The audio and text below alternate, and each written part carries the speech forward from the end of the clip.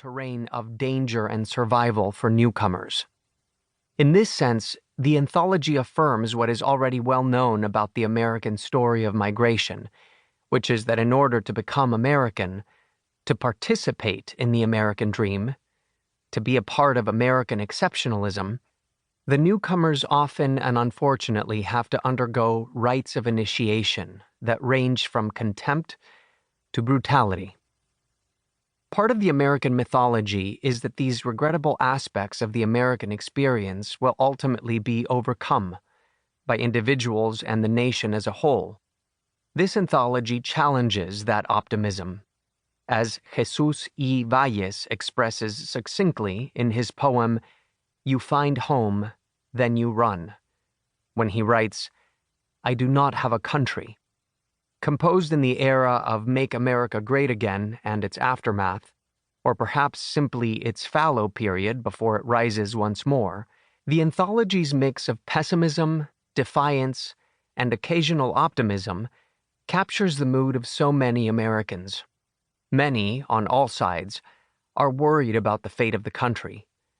For some, this is wrapped up in the idea that what America represents, the city on the hill, a beacon for the world, is under threat.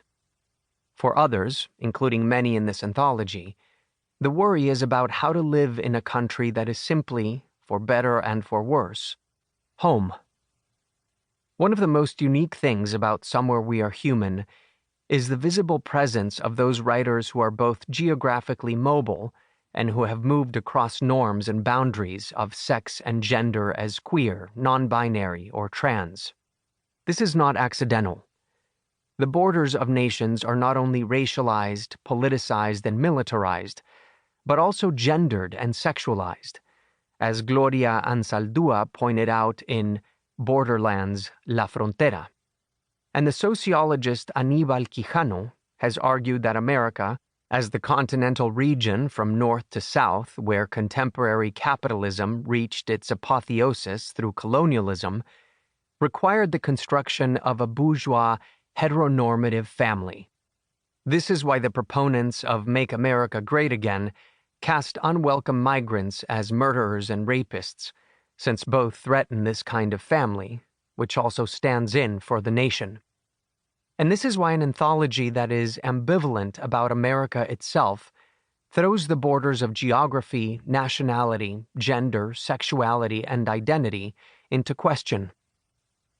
While we have no shortage of immigrant stories, we have not heard as much as we need to from the undocumented and previously undocumented who comprise this anthology. Their stories drove home for me the perpetual feeling of dread that hangs over so many of the undocumented, as well as the power and necessity found in their courageous voices. While these writers may be undocumented in a legal sense, they are documenting themselves and this country through their writing. May this anthology be a cornerstone of an undocumented literature that galvanizes our collective conscience and imagination over what is possible for this country. Ultimately, Somewhere We Are Human asks an implicit question. Where will we be human? Is it in the United States? Is it in this dream of a mythological America? And if our humanity cannot be realized in these places, then why not? And how can we make that necessity happen? The answers can emerge only through struggles over justice and equality that will not be resolved anytime soon. In the meantime, the defiant claim of Faye Hernandez's poem, After Sappho, resonates. America was always mine. Viet, Thanh, Nguyen, Pulitzer Prize-winning author of The Sympathizer. Editor's note. Dear reader, we are honored to present to you these powerful stories of resilience, tenacity, and hope. Our younger selves never imagined putting a book like this together. A unique collection of essays, poems, and artwork by and about people like us, undocumented and formerly undocumented immigrants. Since we are part of a community that is often relegated to the margins,